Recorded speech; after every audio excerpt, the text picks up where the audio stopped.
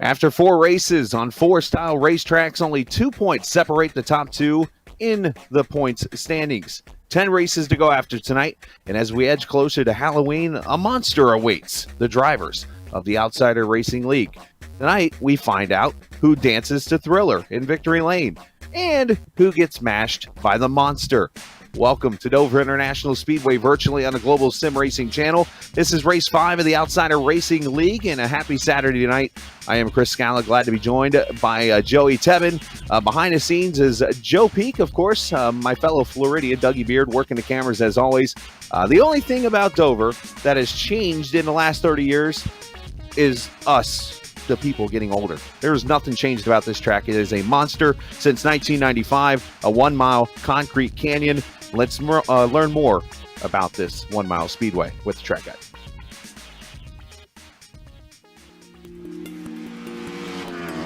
The Monster Mile, and the less popular, but still sufficient, White Lightning.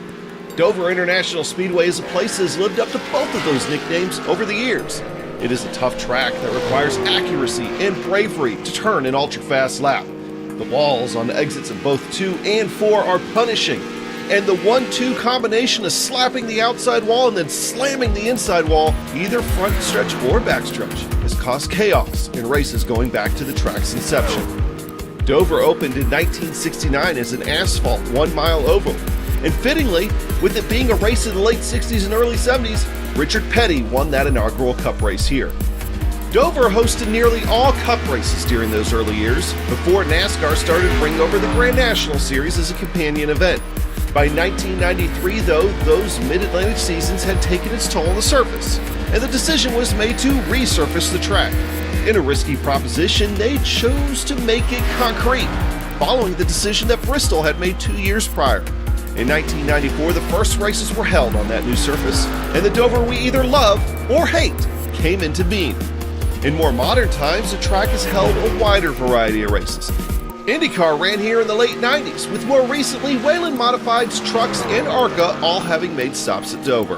And finally, yes, the 1-kilometer quarter-horse track inside the speedway is still used to this day, with the casino on the backstretch. Now it's time to strap in and hope the monster doesn't bite.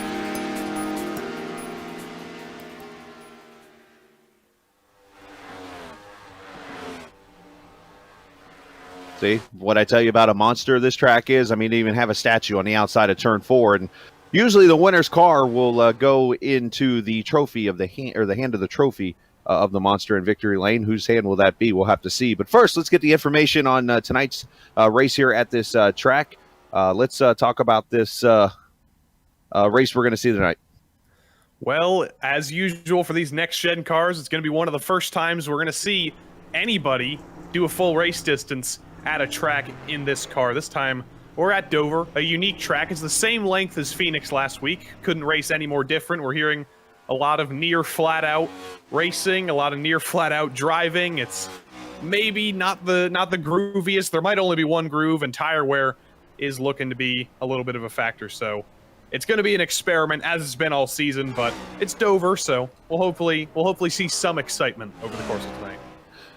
And I think we are going to see some excitement because it's the great unknown. I think that's one of the big factors about this next-gen car that comes to a track. I mean, we're still seeing it in real life with the testing and stuff that you just don't know. I mean, so that's why I think you've not seen many updates on this car in the past since it's come out, is because we really don't know what to update until that time gets here, other than we know what the engines are going to be now.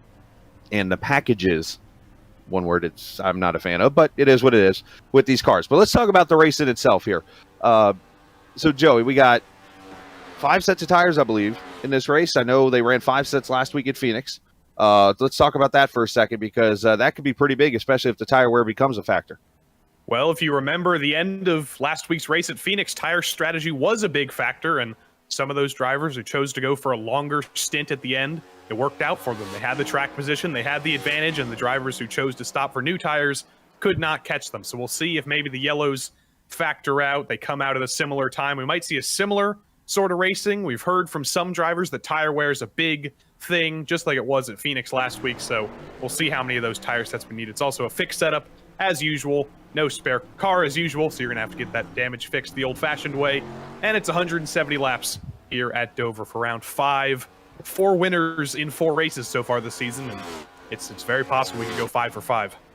Yeah, I think that's going to be a big factor in tonight's race. Now, if I did my math correctly, and I had to pull out flashcards to get this right, 170 divided by 2 is 85. So that should be the halfway caution for the stage break. So if I do the math right there, that will take care of that. Pit road itself is another size monster. One that with this kind of speed on these cars, I mean, you're looking at it right there on the screen. This thing, you almost have to brake going into turn 3 to make this corner.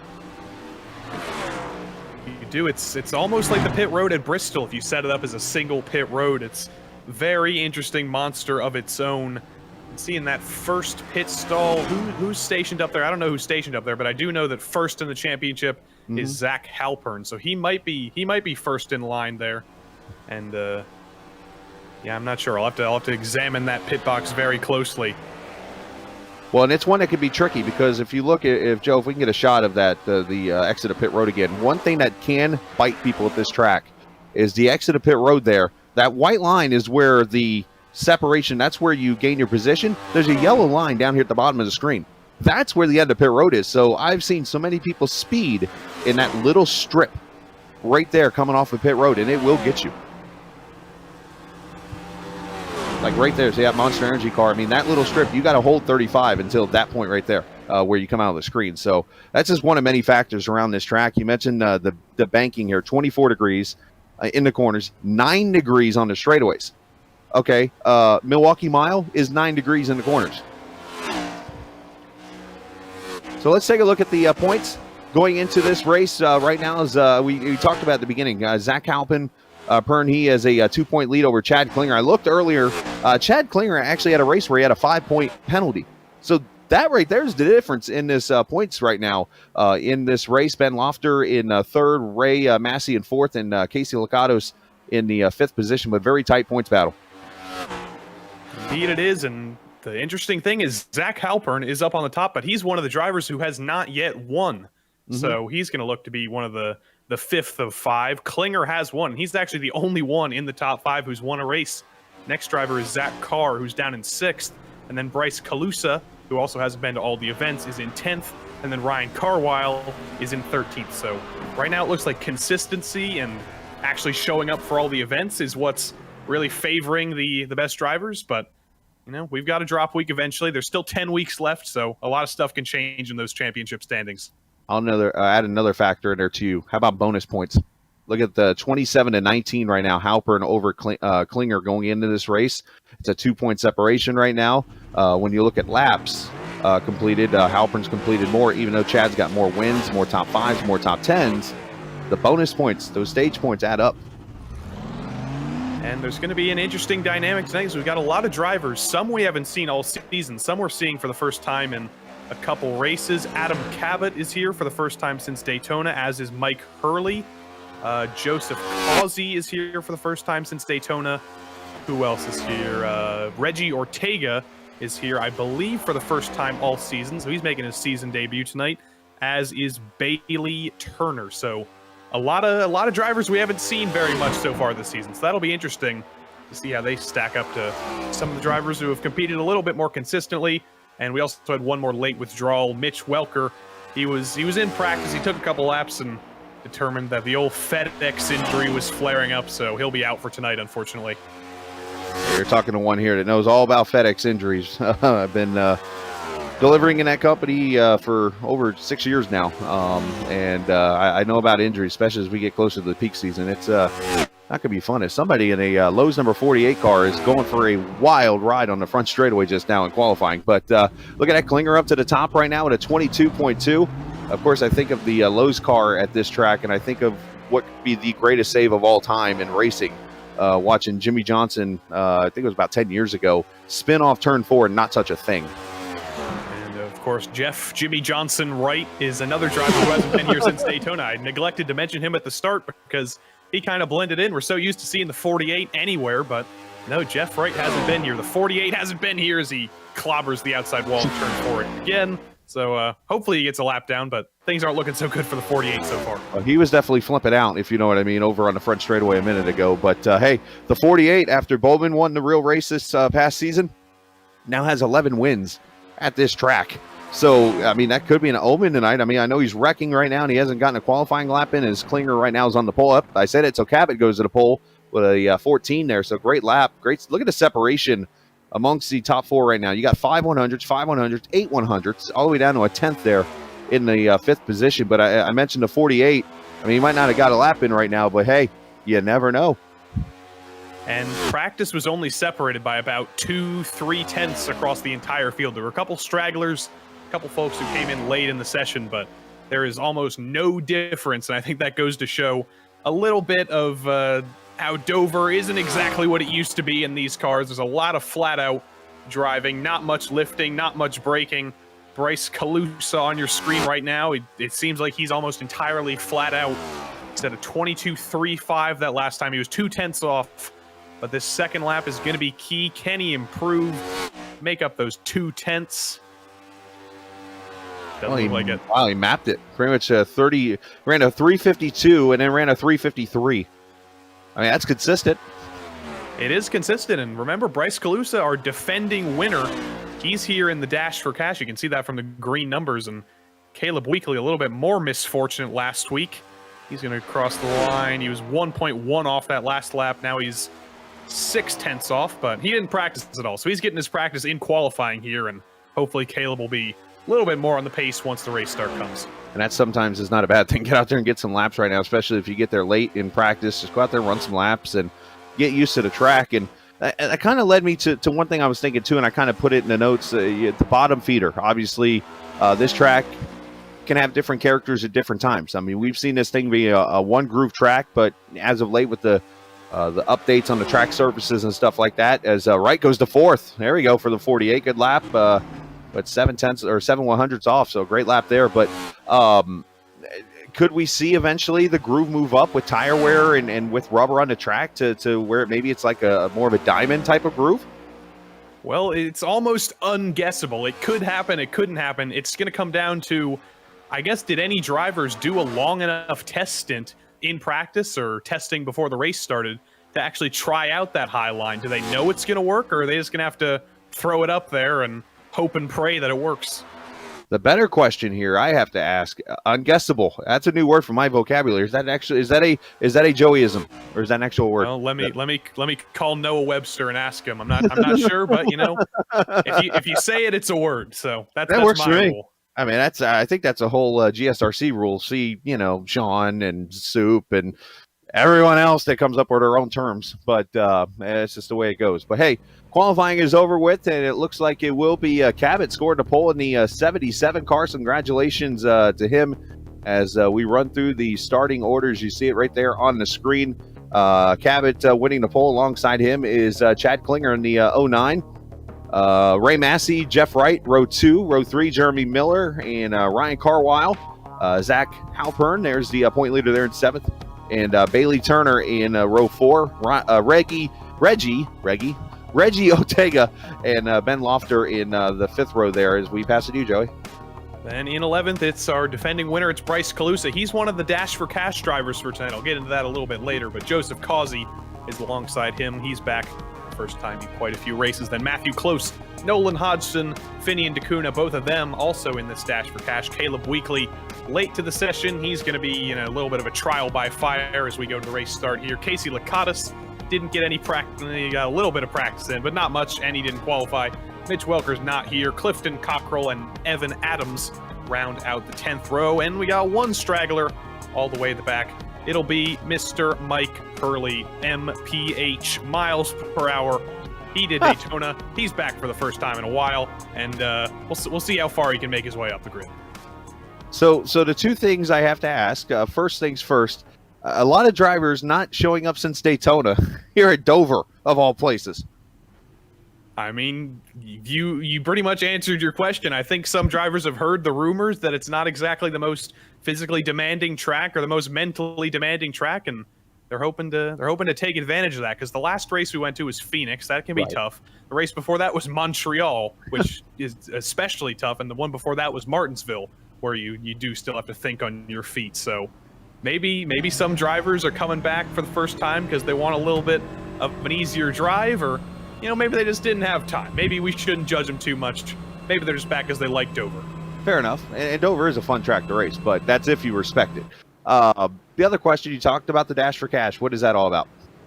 Well, tonight's winner is going to receive $20 no matter what, which is always a good thing, so everybody's going to be fighting for that. But the top 5 from last week's race have the chance to receive $70 because they can get an extra $50 if they win this thing. It's Calusa, Finian DeCuna, Halpern, Massey, and Hodgson, the top 5 from last week. So if any of them win this race, they will get $50 in addition to the $20 for tonight. And then next week at Chicago, the top 5 from this week will get to do the same thing. Chicago land, I should specify. We do have to specify now. It's not the street circuit. Yeah, I guess we got to get the street circuit some credit, right? All right, 170 laps, 85 to the stage caution, which points will be awarded, but it is the 77 and the 09 to the green flag here at the Monster Mile, virtually on Global SimRacing Channel, as the 09 beats the 77 to the line. That could be interesting. Oh, but he dies out on the high line. I think that answered our question early. The high line not working out at the start, and Chad Klinger is falling back. Now, I think he'll be clear of any kind of penalty, because usually if you go after the leader goes, you should be okay. We'll have to watch that very closely. But you see Massey has moved up to the 2nd position already as we complete lap 1, and you see they are just they're trying to spread out, but it looks like it is the bottom lane right now, the way to go. Bottom is dominant right now. Looks like there's a couple stragglers still stuck on top. The 8 of Joseph Causey is stuck up there. He's going to make way for Bryce Calusa. No, he isn't. Joseph Causey in the 8 maybe doing something with the top there, or maybe Calusa. We know how good he is at saving those tires from last week. Maybe that's what he's doing already, taking it a little bit easy. Well, and that's where you got to be careful, too. If you run that bottom... a little close racing there, but... if you get down there on that bottom, you can save your tires. The one thing you got to be careful, though, is if you slide up the track, as we see the 94 out of shape, and indeed I know there for you. He's still trying to hold on. He's got all hands and feet on the wheel right now, but nice save on his part. Unfortunately, he is hoodless, though. Yeah, a little bit more than close racing. Finian, I think he got into the outside wall, and I don't remember who got into him. I think it was Nolan Hodgson who got into the back bumper of Mr. Finian DeCuna. So unfortunate situation for Finian, one of our Dash for Cash drivers. one of the heroes from last week. Unfortunately, he is ailing early. He's damaged early, but it's one thing about Finian, he never gives up. Remember back to Martinsville. He's not going to give up. He's got some misfortune right now, but hopefully he'll make his way back up through the field. That's the part of what makes a great racer a great racer, is watching yourself struggle, but then you fight your way and don't give up, and all of a sudden you put yourself up in a great finish. Watched Causey, or is it Causey? I'm learning names here, forgive me, but Causey got past Lofter for position for 10th a few minutes ago in the 8 car. That was right there behind that battle there. But has anyone thought about calling Nolan Hodgson the Hodgson Hornet? I mean, it's possible. We still got 10 more weeks, so I've got a whole bank of nicknames I need to start breaking out. That's just the first one I got. Yeah, Finian's been the real benefactor of all the nicknames, so we got to start spreading the load here. Start thinking about names for other people. I've already got one for Finney, but I won't say it out loud. But looking at his battle, Halpern, Carlisle here, Turner also. These guys, Ballas is all for the 6th position side by side. They are down into the corner. As you see, Cabot's only gotten away about a 0.2 of a second lead or so right now over Massey. So, but this is the fight right now, as these guys are just racing hard. Ray Massey, 4th in the championship. He's another driver who hasn't won a race, which is surprising because it seems like we always see him up front. And, of course, Adam Cabot. I want to call him Adam Cabbage because I think I'm mixing up Adam Cabot and Adam Savage. So Adam Cabbage is up front right now. He's one of the drivers who's back for the first time in a couple weeks, so it's great to see him up front, but we'll see if maybe some of that inexperience over the course of the season. He hasn't done a full race distance in this league, at least for a while, so maybe that'll be an advantage for some of the regulars a little bit later. You know, something else we're learning here as we watch Halpern there. He was running up about a second groove up over the 24 there of Turner. I wonder how much that was affecting the 24 car, because, you know, running up there kind of takes away the air and able to get that move to the inside. It's almost like maybe the 24 has to get out of the gas. Right there, you see he's about a half groove up. Yeah, the 24, he's getting a little bit aggressive. He wants to get by the 26, but the 26 is only leaving about half of a groove. And Turner, he tries to stick a nose in there, but he just doesn't have the momentum on the very, very bottom there. He can't get under him. I think if he does, it'll probably be easier to make the move, but Zach Halpern in the 26 knows what he's doing. He's not going to leave him a full groove, and he's not just going to let him by. Yeah, it's almost like maybe that diamond a little bit. I mean, it's a minor one, nothing like one you would see where maybe you slide up about a half a track, but still, I mean, he's sliding up a little bit there, giving the air to the 24, but he's able to get the run off the corner. It's working out for him, and you know, right behind him, you got the 22 of Ortega, and there's the 8 coming into the picture, and he's going to try to slide in there, but you got to be very careful with that, because one, you don't want to clip the apron, because that's going to cause you to either spin out or go up and hit the wall like you almost saw the 24 do there. I mean, you see the 8 getting to, he's got his nose there. There's the contact we were waiting on. That's right there is the cause and effect of diamonding the corner, and then you get, now he's going to get turned again, and 2 for 2 on the saves. But he saves it both times. He's going to be mad because no caution's coming out, but that is remarkable that he got hit twice in the same corner, almost. All right. Very lucky. You know why this didn't happen? When you have the Monster sponsor at the Monster track, you're going to get respect from the Monster. That's what's going on here. Look at that. Good save in turn 1. He's like, why are you guys bullying me this much? I'm mad at the 8. Then he goes back into the corner. Did he leave Calusa enough room there? I'm not sure. I'd like to see an outside perspective, but yeah, he's not going to be a happy boy. So does this fall under the hey, spin me once, you're bad, spin me twice, my bad? I mean, probably. I don't think Reggie Ortega's going to see it that way. I think he's going to be mad in the cockpit either way, but oh man. Yeah, great saves on both parts. Another car hitting the wall back there. Oh, no, one car spinning on the front straightaway. It is Hodgson. The 95 has gone around. He hit the outside wall and then spun it to the inside wall. And Reggie Ortega didn't get it slowed down. He rammed into the back of Clifton Cockrell. So another casualty of this impact. But Nolan Hodgson looked like it was just a one-car crash. I wonder, did he clip the apron here and just lose it, or did he lose it on exit? That's a good call and a good possibility. No, he just went up the track, got tight, kisses the outside wall, and, well, he really kissed the inside wall. Yeah, and he didn't even lose it on exit. He just drove it into the outside wall. We've seen in the past the next-gen car has been a little bit wiggly on exit of corners, a little bit unpredictable, but no, that was just the good old bounce off the safer barrier and There's no runoff at Dover. There's no grass No. on the inside. You're going straight into a wall. Well, on the straightaways. In the corners are. A little bit. Oh, Just a little a little bit. fake-a-rooney there on pit road. One car coming in. One car runs right over the what would be the cone. Massey's coming in. It looks like Wright, Carwile, Halpern, Turner. Is this too early for tires?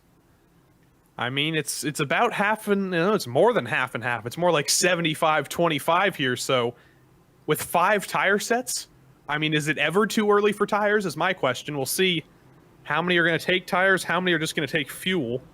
Is fuel strategy always a question here? It's always unpredictable with some of these race lengths. Well, and that's one thing I didn't get to see, and you can help me on this one. I tried to study as much as I could here, but is this 100% fuel, I assume? It is, and Mike Hurley all the way at the back, no tires for him, but it looks like he's the odd one out. I think as he drives down pit lane here, he's already regretting his decision. Yeah. He's like, oh, why you guys are all still stopped? I think I made the wrong call here. So I'd expect to see Mike back down. It might not necessarily be the wrong call right now. It's just a matter of now he'll have tires for later in this race. But the reason why I asked about the fuel is if you're pitting right here, I think your bet is made all the way until the stage caution at lap 85, because you're going now almost 65 laps on this tank of fuel to get the tires to that halfway point to have 3 or 4 sets of tires left for that second part of the race. Yeah, that's the thing about these strategies. If you pull one of these early strategy moves, you've got to commit to it. You can't back out of it.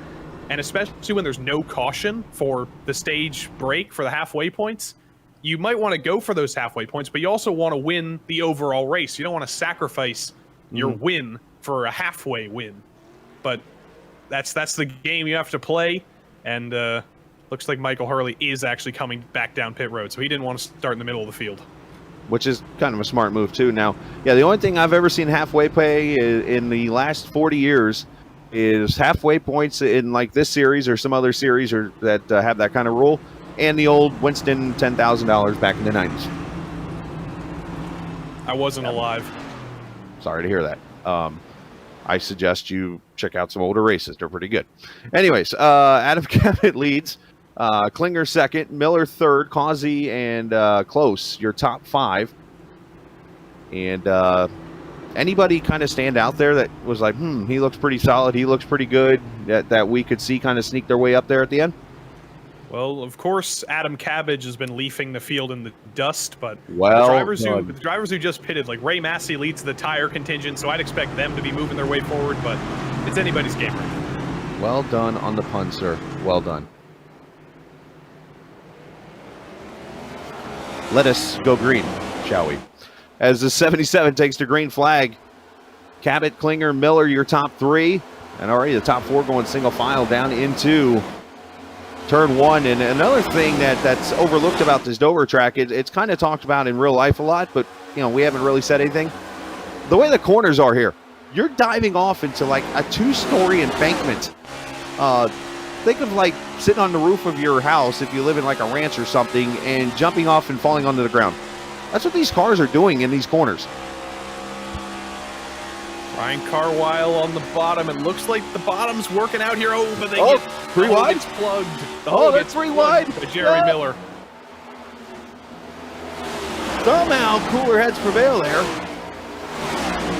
Yeah, Jeremy Miller on those older tires. He was a little bit slow on the bottom. He was definitely holding up Carwile, but luckily Ryan, he was patient. He knows he's got the advantage here. Now he's going to get by the 24 of Turner. Oh, but he's got to run on the high line. So the drivers on these older tires, Turner's not one of them, but Calusa is. They're hanging on better than I expected.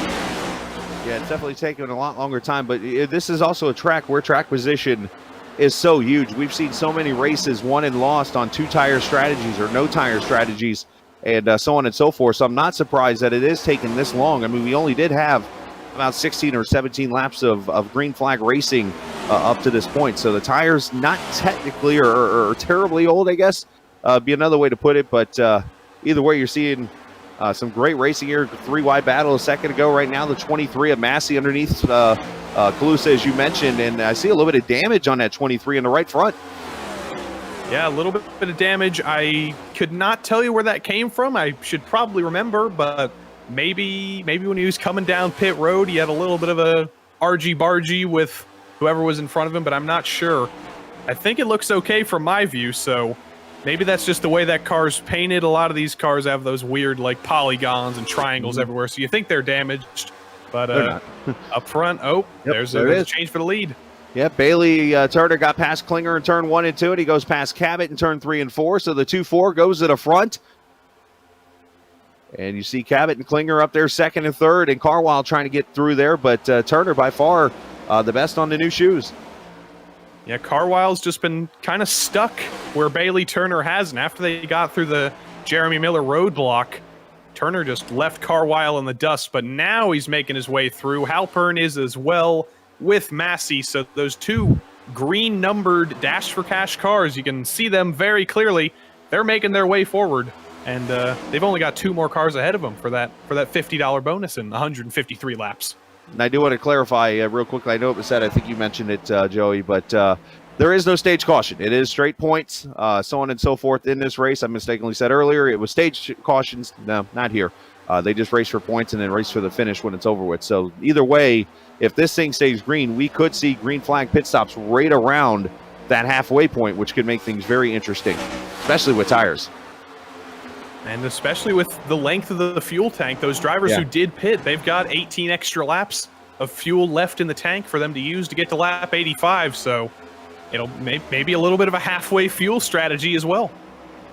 Which isn't a bad strategy either, as long as you can make it to the finish. But you see Bryce, Ben, and Reggie Ortega here battling it out. This is the 7th, 8th, and 9th place position. You see Lofter going to make it move to the inside there. Ortega kind of sliding up. Apologies. Laughter, a Georgia driver. Yeah, if he was British, it would be Ben Lofter. But unfortunately, hailing from Georgia, he does race in the Camel GT series. I believe he was here earlier today. Could not tell you how he did. I probably should check that before the race. But Ben Lafter always is on a double ticket, always on a double bill on Saturdays. 2 very different types of cars, but he's mastered both of them. And where was that race at earlier? Sebring. Okay, Sebring, we're being told. So, yeah, that talk about another monster of a bumpy track. Sebring to the Monster Mile. Yeah, no kidding, right? Man, going through turns, Sunset Bend. We get the corner right there. That's a whole other monster in itself. And then you get this corner. You're gonna be tired after this race. Ben doesn't look very tired though. He's got some fuel in the tank, not literally, but he doesn't look tired. He's got an advantage over Chad Klinger right now. He does have those newer tires, but it's been a little bit long into the stint. We've had 14 laps, so we've had a chance for maybe some of those who are kinder to their tires on the other strategy to kind of even out with these new tire runners. But clearly Ben Lafter still has a little bit more rubber underneath him. He can't get by Chad Klinger though because he's hogging the bottom, but he's got a very hungry Reggie Ortega who's suddenly back to the front of the race. He's going to try and swing it around Lafter here. Yeah, Lafter's fighting hard, as you know. Cabot and Klinger, those guys still on those older tires. And then you got the rest of the guys, Ortega, Lafter, and Weekly. Those guys on the newer tires. I'm watching that Monster Energy car there on that outside of Ortega. He's actually holding pretty strong up there on his own. He is. He's trying his best to make his way back up through the field after getting dumped twice a little bit earlier. On one lap. Oh, now he gets that coated. And there he goes. Still in the wall he is. And he's going to keep it straight. Absolutely pounded the outside wall there. That's going to be a heavily damaged Monster can. Did he actually make contact there, or was that neck code? There was big neck code. I was watching on the monitor here. You could see the big net code, and as the classic song would say, I mean, the net code happens and it's once, twice, 3 times a wall shot. I'll make it 4 for good measure. Well, good for him for trying to stay out of the way. I think Caleb Weekly, unfortunately, took a big old bite out of Reggie Ortega as well, so he's going to be an innocent bystander with a bit of damage, but no caution. Just Reggie Ortega hurt a little bit. He is a lap down now, and he comes down to the pits. The shocking part, did you see how damaged the car was after those 4 shots to the wall? It doesn't look damaged at all, which is bizarre. Caleb Weekly's car looks more damaged, and he barely got a shot at the end of it, so Hey, I don't know what they're building the cars out of in Reggie Ortega land, but they're very, very strong apparently. I'm starting the conspiracy. The monster cart, the monster track. You get where I'm going with this. So Weekly and Dacuna and Cockrell, those guys battle for 8th, 9th, and 10th. You're looking up front at Bailey Turner right now. He still holds on to about a 1/10 of a second lead over Carwile. And Ray Massey not able to pull away. As these guys just kind of ripped the bottom. Back to the aforementioned battle, Finian, Dacuna, and Caleb Weekly. They're two damaged cars. They continue to fight, and Clifton Cockrell, he's undamaged as far as I know, so he's trying to make his way through the misfortunate pile here. He does get by Caleb Weekly now, but Finian, he got that damage fixed in the pits last time we came in. That car does have a hood now, and the rear bumper does look straight, so I think Finian's car is back to normal, but Clifton Cockrell's hoping he has a little bit less power than he had before.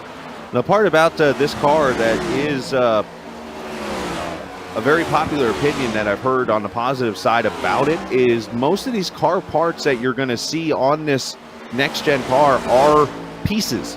So almost think of it like a 94 clip the apron there a little bit.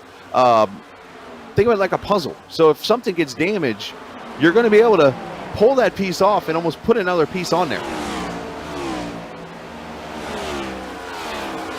It's like an F1 car where you just take the wing off and you put it back on, but I don't think you can do that in about 2.5 seconds. Though. Yeah, something tells me that there's a little bit more damage than can be replaced by a simple front wing change on Finian's car, because he's still struggling there. Sends it to the high line. That's not going to work out. He's about 14 miles too high up, and Clifton Cockrell's just going to drive right through there. Yeah, he's almost up in New Jersey in that high group. Now you talk about the F1 cars too. You got to remember they have about a whole baseball team on pit road there, ready to serve you on pit road, where stock cars you only get like 5 people. Yeah, and I've noticed we talk a lot about F1 on these next-gen NASCAR broadcasts, so maybe that Freudian slip, maybe they're more similar than we thought. I mean, these cars drive, the best comparison is think about a stock car, Indy car. That's kind of how these things drive. Exactly, right almost flat out at Dover, where we've seen that before. I mean, of course, the famous story, I've gotten to know a very good gentleman who is a very knowledgeable IndyCar guy. I mean, you ask him any question. I mean, he'll tell you about I forget the gentleman's name at Road America that won in 1981. It's his only win and his only start or something like that. I forget the guy's name, but anyway. Reback. Yeah, that guy. Basically, where I'm going with that is this guy can share any kind of notes with me about just the knowledge of this track. And he shared a story once, a race here in an IndyCar. Yes, Dover actually hosted IndyCar for a short time in the 90s. Tony Stewart was running a race, and his dashboard on his car actually fell into his lap. I mean, it's not the craziest thing that's ever happened to Tony Stewart inside a car, if we remember Watkins Glen. Oh, okay. I didn't know where you were going with that.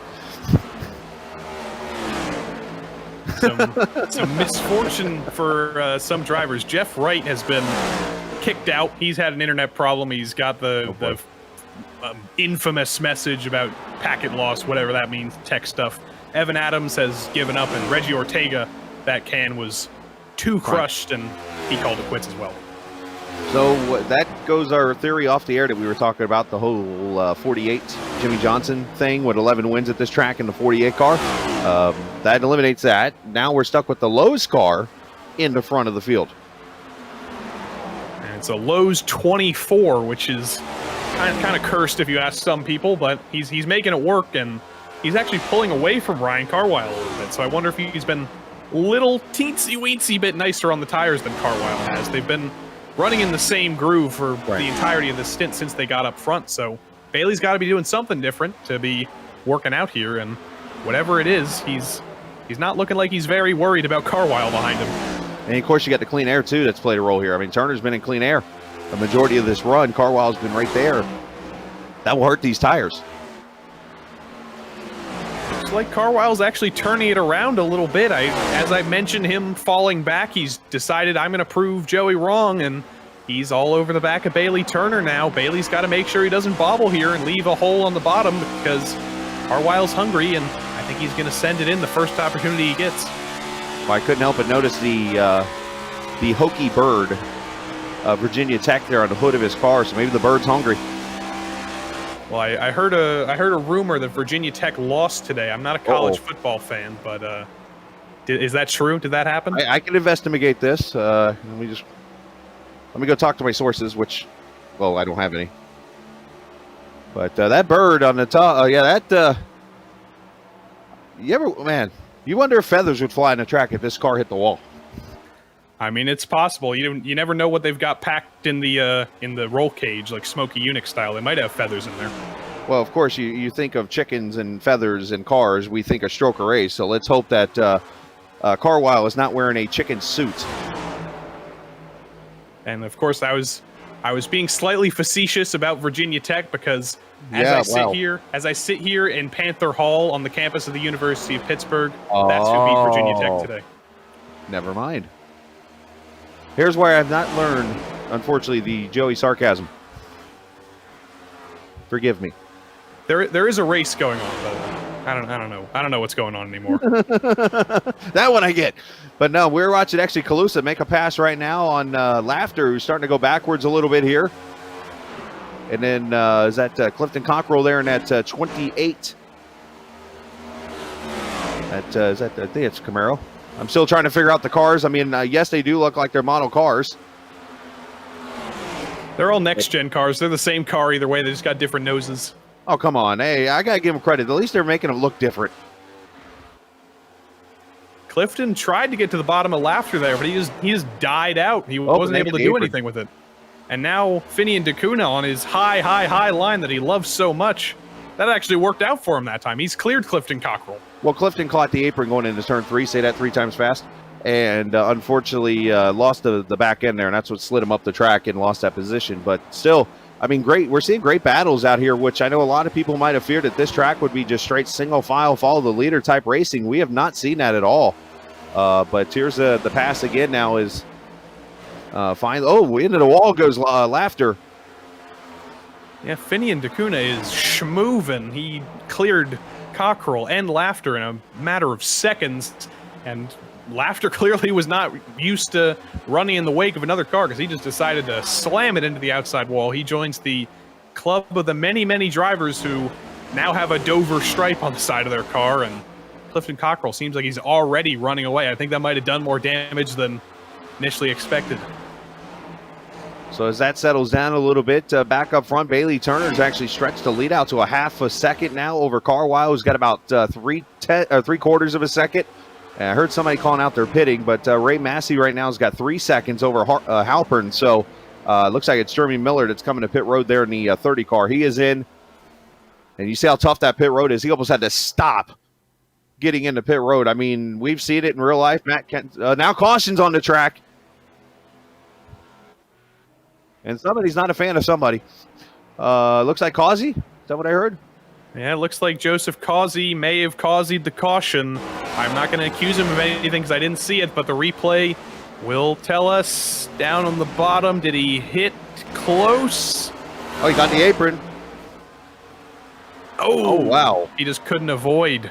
And that's an interesting way to spin a car, but unfortunate. Just a little bit too close to Matthew Close, who was right ahead.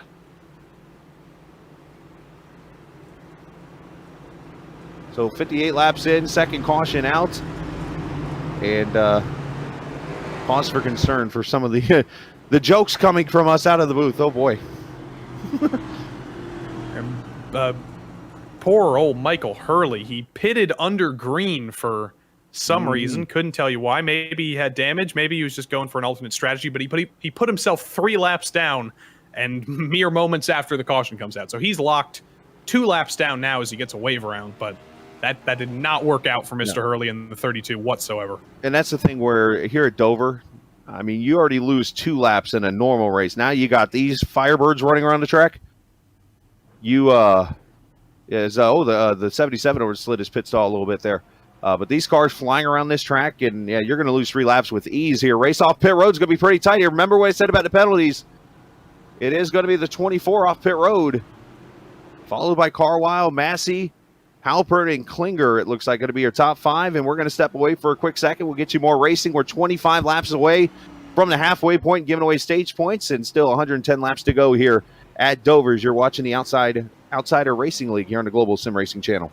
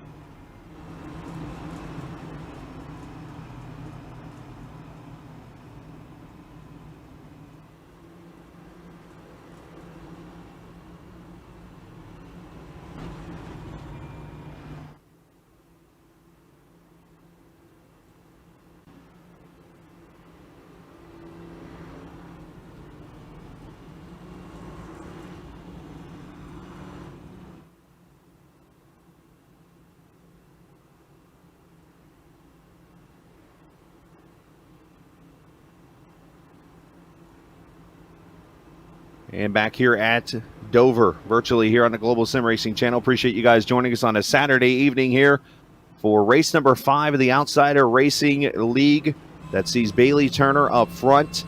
And one of the stories, as we are under our second caution, we've mentioned tonight, as we're 60 laps in, is the racing we would see tonight. I know I kind of mentioned a few minutes ago. What have you seen that has maybe been different than what you thought? And what have you seen that's like, you know what, I expected this?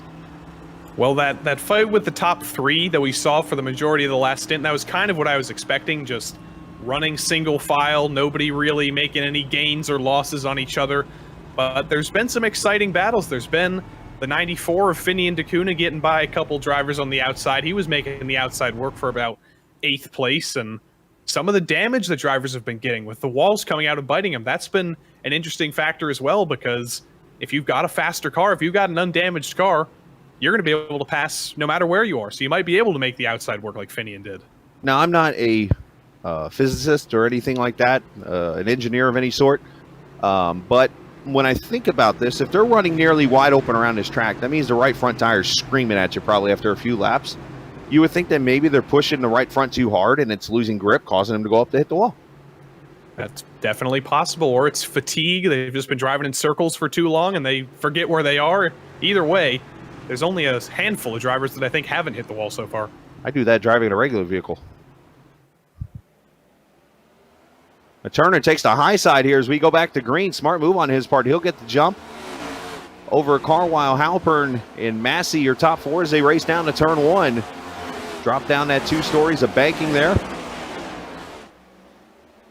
And tight racing as the 23 clears Massey up to 3rd, and now the battle for 4th as Klinger tries to hold off Halpern.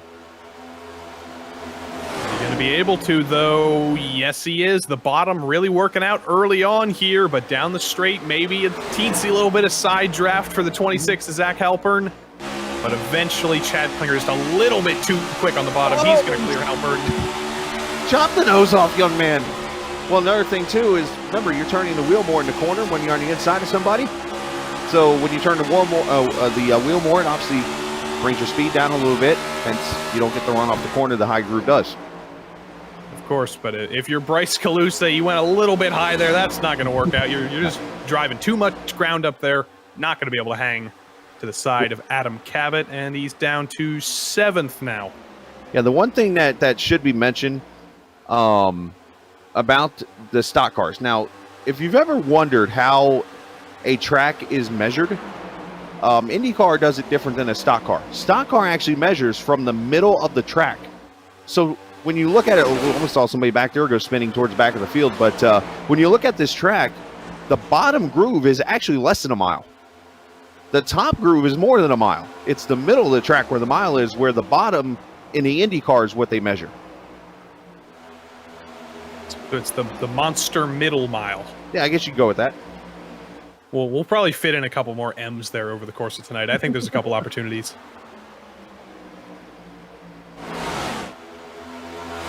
So front four, single file, running in each other's wake.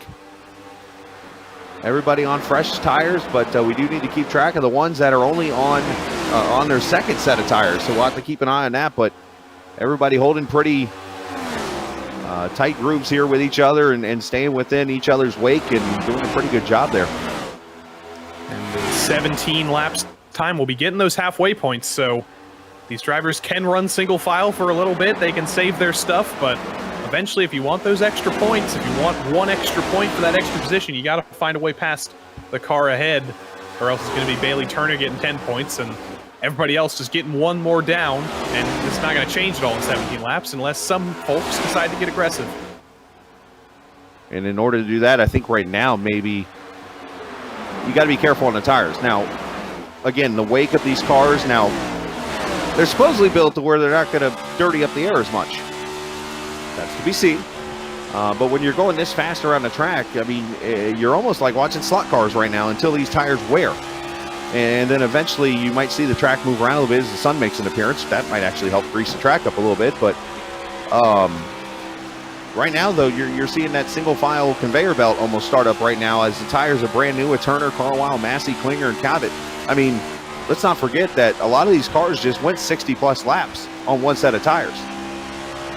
Bryce Calusa just got sent up out of the groove. He got a little bit high, and you're seeing the consequences. Casey Lakatos just drove by him like nothing, and now Joseph Causey, who got a little bit of damage causing that last caution, but he seems like he's fine right now on the bottom. Calusa able to hold tough on the high side, but Causey aggressive. Laptors clobbered the wall. So contact the eights in the wall hard on the front straightaway. It happened again. Oh, look out! Oh! And he kills Mike. No caution yet as Hurley. Oh, okay, there we go. Caution's out for the third time, but the 8, the Bud Light mobile. You see Laughter hit the wall there on the back straightaway to come off turn 4. And once again, this is that product of the 8 cars trying to use as much track as possible to keep the run going. Comes up the track, and, well, that's where they hit each other. Bam, into the wall he goes, and unfortunately, Michael goes Hurley. Yeah, I can't blame Mike for hitting the 8 there. You might think there was a lot of ground, but if we ride on board with him, the 8 was all over the place. Let's watch it from the Varusteleka. I can never pronounce that. I probably should, but it's a Finnish military surplus store. If you're wondering what that is, I'll never be able to pronounce it. But we're watching from the hood. Director Joe Peak's concerned about the Matt Brown, but you can see he's moving up the track. Oh! Mike, that's shades of Clint Boyer a couple years ago in the Xfinity race. Yeah, you couldn't quite tell where he was. There's just so much smoke, and I don't think the 8 was entirely holding the brakes the entire time, but I can't judge him without looking at the telemetry there, but he was moving around an awful lot, and Mike Hurley was the unfortunate non-benefactor of it. So you're saying that car's the bottle and his give a darn had something in common? Probably. Busted.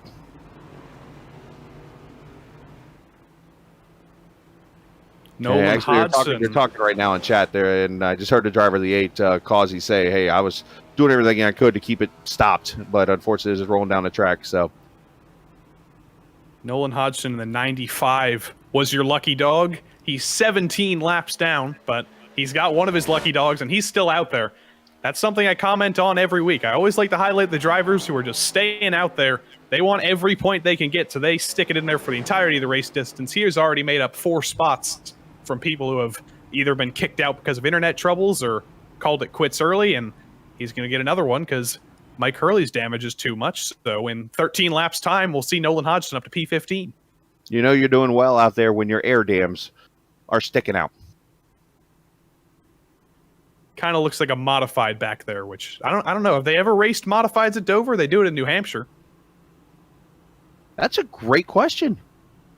I don't know if they'd be able to handle a track like this.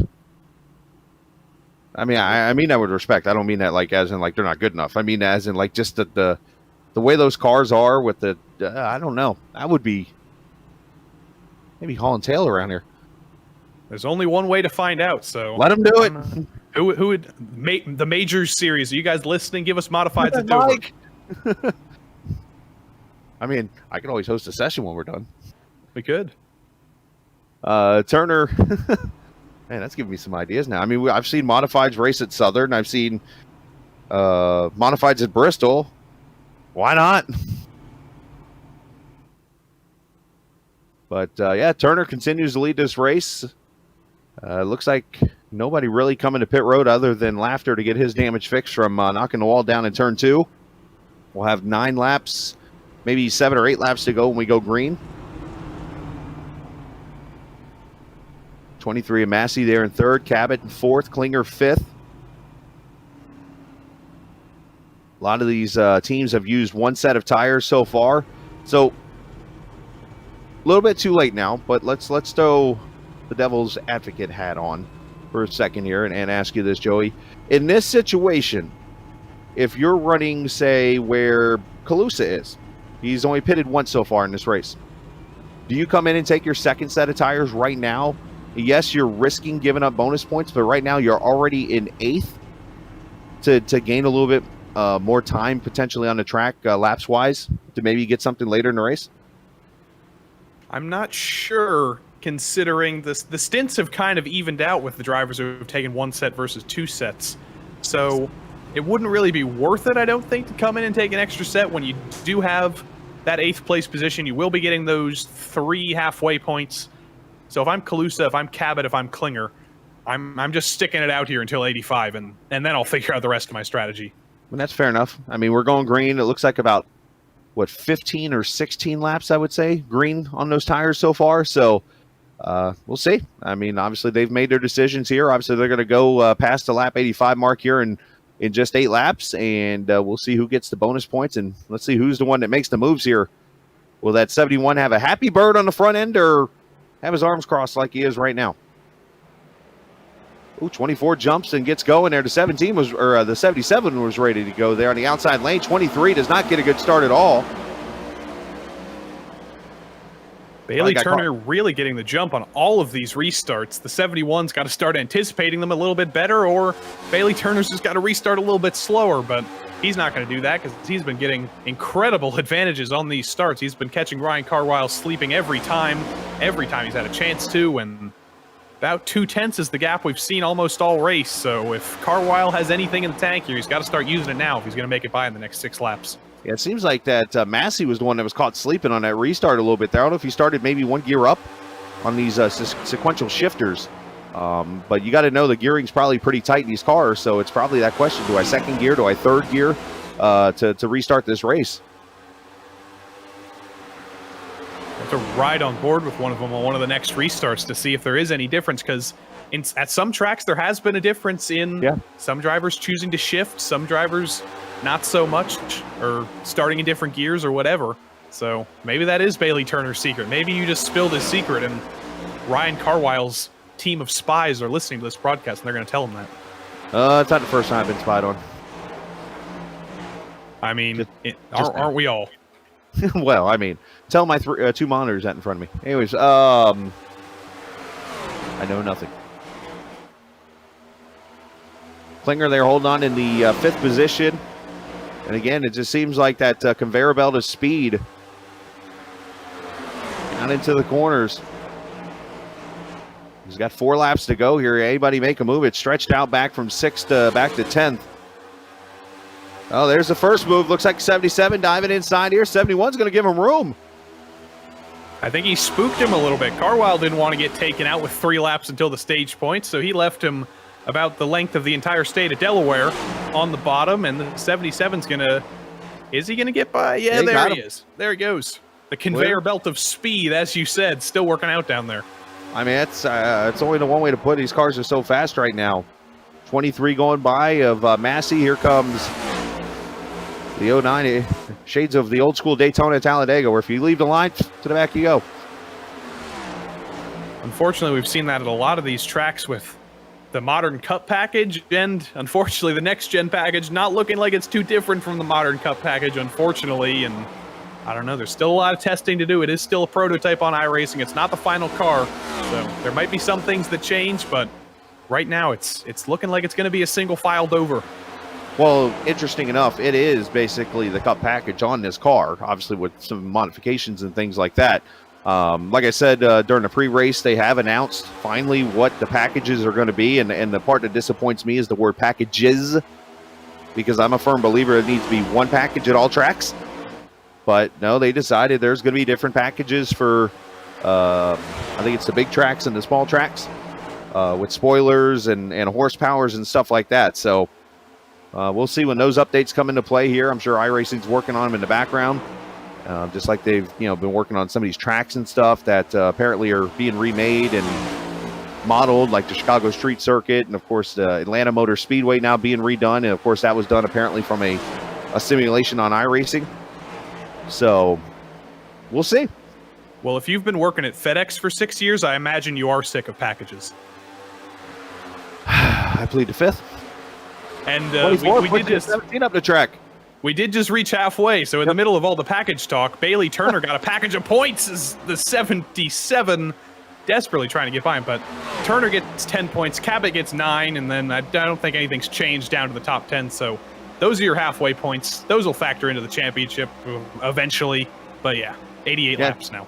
Klinger with 8, I believe. Massey 7. Carwile all the way down to 10th place. Laughter with 1 point. So it turns out that damage fixing from the 64 actually helped him, and he got 1 point out of it. Yeah, that's why you always keep it on track. If you're on the lead lap, you never know what gifts you might be given. And there's the halfway points given out. Now I wonder if some drivers will start to think differently on strategy, because halfway's over. Those points are given out. Now the only points that matter are the race win points. So we've got 81, now 80 laps left by my calculations. I don't think there will be any reason to pit right now, but maybe in 15, 20, 30 laps time, we'll start to see some drivers come in for their final stop. Well, they pitted at lap 59. They're at lap 31 right now of this run. As we got a battle for second. Oh, look out. A little door banging going on there. Cabot and Klinger. Chad's just trying to cling on to Cabot to hold on to battle for second there, but they go back single file there for a second. But 32 laps now on these tires. Trying to break here in my head. You can go about 80 laps, 75 to 80 on a tank of fuel, I think, at this track. So do you see potentially maybe another... If you go 20 more laps, you can get to 110 and make it 60 to go. I don't know. We'll see. And will any drivers decide to pit early? Because you saw Mike Hurley get absolutely screwed by that. He decided to do a green flag pit stop, and then the caution came out and killed him. Battle for sixth as Halpern goes past Calusa. Calusa trying that, should we call it the Calusa line tonight? Up here at the top. Unfortunately, it has been the Calusa line. I don't think he wants that to be the Calusa line, but it is, and I mean, it's working for him a little bit on entry. He's got a good entry, and actually he's got a good exit as well. Casey Lakatos, nothing on the bottom, and Jeremy Miller's going to dispose of Lakatos as well. He's stuck down there on the bottom. I wondered, does he have damage? I didn't see him hit the wall at all, but that thing does not look like it's going at full speed. Well, I think it's a matter, again, of he's probably getting out of the throttle because he cannot fully turn in the out of the corner. I think that's a big thing, is this momentum. I mean, this car, with the speed it has, big time in momentum right now. We saw a little bit of maybe a door bang there back there with Lakatos and Dacuna. And now, of course, battle kind of quiets down just a little bit. 95 laps complete out of the 170. And it still continues to be Turner out front with Cabot still a 10th back. But this here, the one of many battles. And shall we say one of many belts that we're seeing right now. But still, you know, I will not say it's been a lack of great racing. We've seen great battles. We saw a 3 wide pass earlier. We just saw the 30 clip the apron here. This might cost him a spot. Laughter looking low. Another one you can say 3 times fast. Oh, Jeremy Miller, 30. Way out of the groove, but he is able to save himself. Ooh, you gotta be careful. Just a brief update I'd like to give on Nolan Hodgson. He's in the pits now. He was on that Titanic, rising like the Phoenix, whatever you want to call it. His engine blew as he was crossing the line to cross for 22 laps down, whatever it was, so he would tie Joseph Causey. but he brought it down to the pits. He was coasting it with no power just to crawl across the line, get that extra lap to beat Joseph Causey, get that extra point. Nolan Hodgson, driver of the day. That's my opinion. I was ready to name him the Hodgson Hornet. I was ready for it. I was going to start the whatever you call it. I just lost my head. Hashtag the Hodgson Hornet. Hashtag. We can start that. The anything. Start the any kind of Twitter, social media type thing, or yeah. Hodgson Hornet Super PAC. We can get everything. You never know. It's just a single file train right now throughout the entire field. So I wonder, is anybody going to bring it down pit road here? Because if you do, and you're in clean air, you might be in a little bit of clean air. There's cars covering about half the track, so I don't know where you get clean air. But if you do stop now, are you going to be able to make up any time? Because everybody's still just running single five in the same groove. I'm not sure. I think you split this run because like I said earlier, you want green.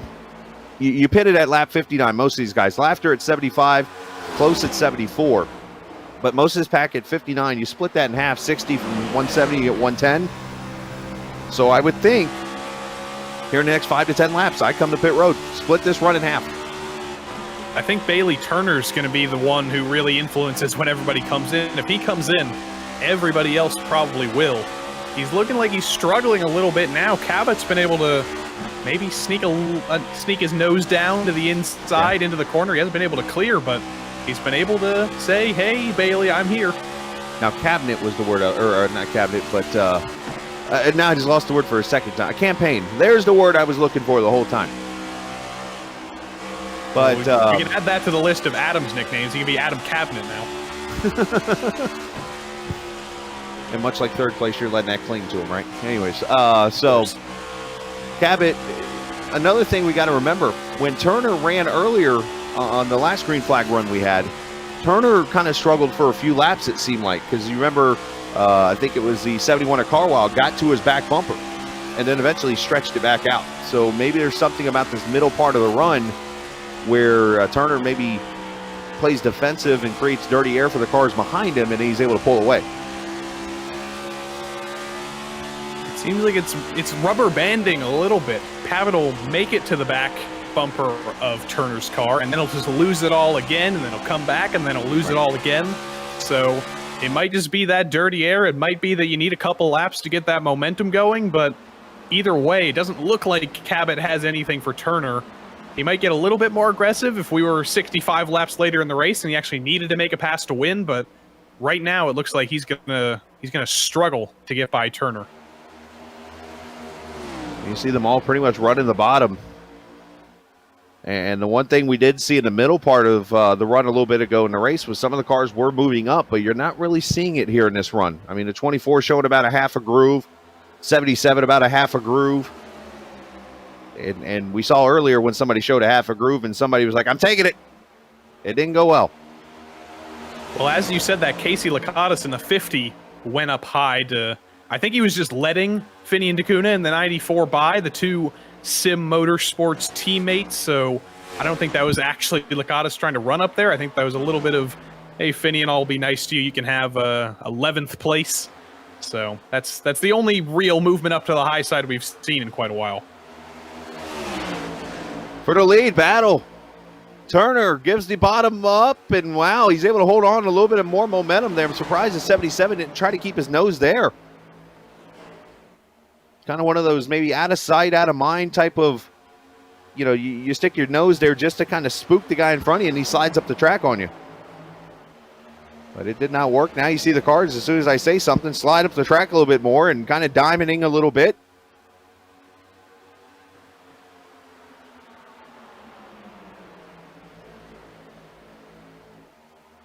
Here we have Nolan Hodgson here with us, so let's bring him up here. Let's talk to the man I am campaigning, and I'm going to get his permission before we do this, but Nolan Hodgson, unfortunately, off the track behind the wall. Nolan, we were entertained watching you early in this race, but unfortunately, some things happened, and out of the race we are. Yeah, unfortunately, that wall, it I don't know if you guys remember the NASCAR 15 game. When you would wall glitch into the wall, that's pretty much what it felt like. Was the wall glitch. And Did you see sorry? the pass for the inside? No, we were talking to Nolan Hansen as we're watching the pass, or at least a battle for a slide job almost. There's something you don't say at Dover a lot. He pushed the 24 up the track there, takes the lead forcefully. 24 crosses over, almost some contact. Klinger did not want to lose second place. He blocked him all the way down to the bottom of the track. But is he going to be able to hang on the high side? He's got to run to the outside. They're going to be stuck side by side into the corner. Klinger's got the advantage, though. Oh, and the caution's out. Oh, caution is out. Fourth caution, it's a 94. Oh, no. Over in turn 3, Finia DeCuna has gone around in the 94. And I can see his entire rear end. Oh, you That's better never cover good. up then. But, never oh, no. good. It was the two teammates. It was the two Sim Motorsports teammates. What happened? Finian was ahead of Casey. Did they make contact? No, Finian got loose on exit, and then Casey had nowhere to go. So, unfortunate for the two teammates to come together like that. And I believe at Martinsville it wasn't his fault, but that was truly the first Finian of the season. Oh no.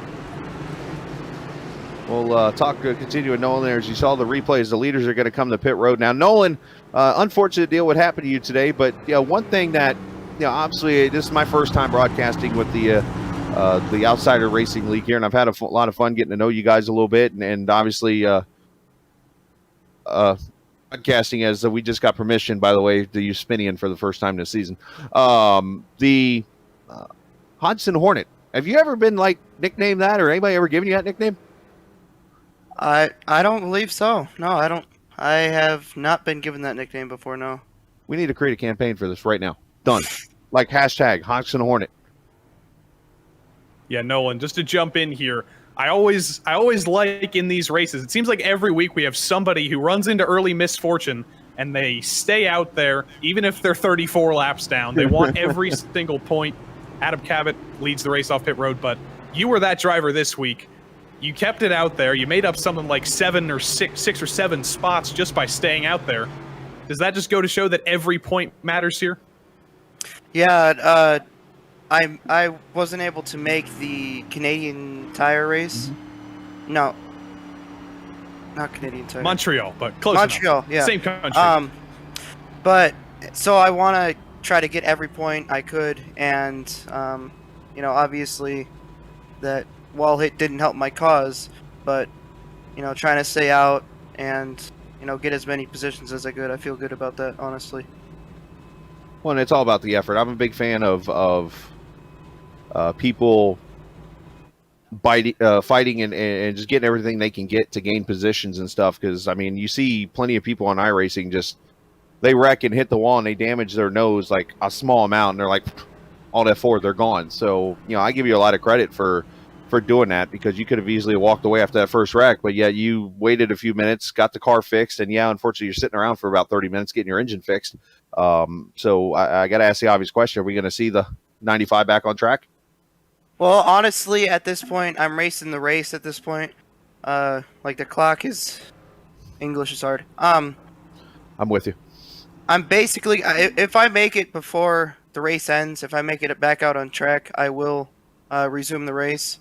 But if the race does happen to finish before I finish my repairs, then I guess I'll have to look forward to next week.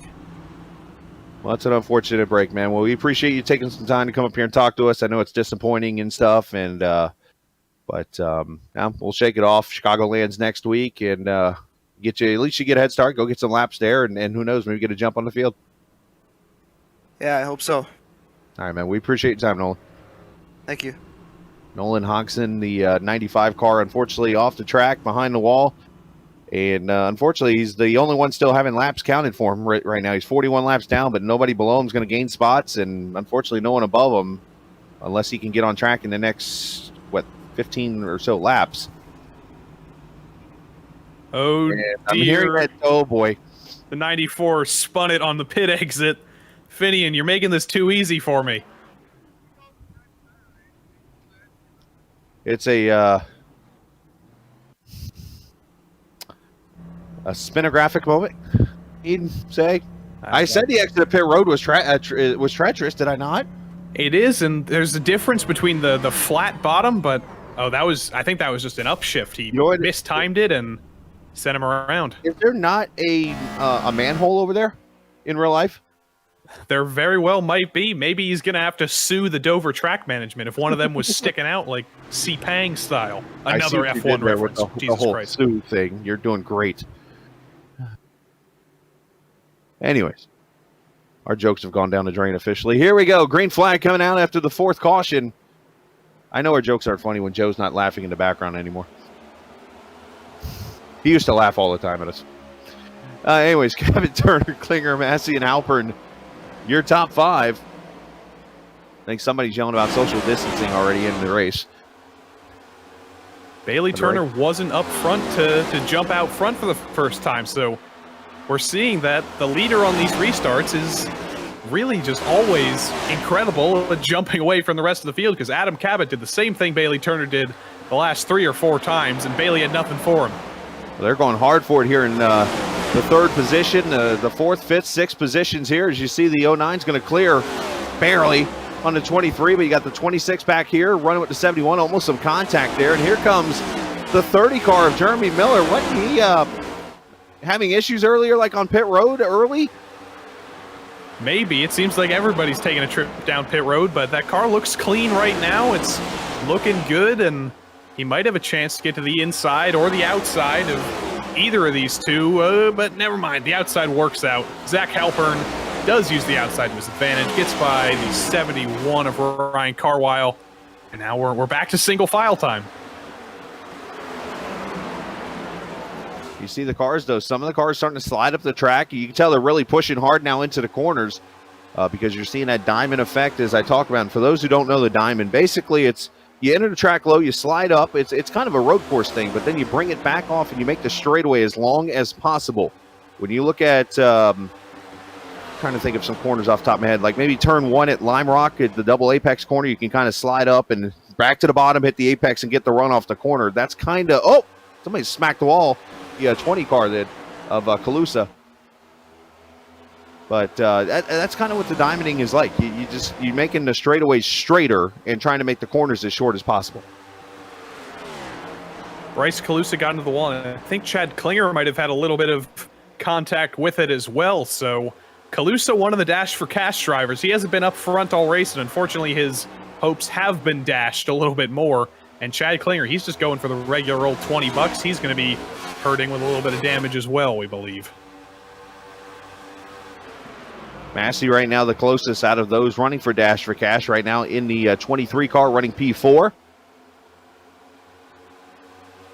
As you see, a lot of ground to make up, though. Still plenty of racing to go. Don't get me wrong, 48 laps around this track, anything can happen. I mean, I think of, was it 2003 Dover Cup race here where there was a huge pile up with less than 50 laps to go. Or 2004, and at the time there was a rookie named Casey Kane who was leading that race, and somebody blows a motor. No caution comes out. He goes into turn 3 and 4, and next thing you know, he was in the wall, back in first, and Mark Martin wins that race. Unfortunately, they haven't added oil lines blowing in iRacing, but I hope they do, because that would be an interesting dynamic.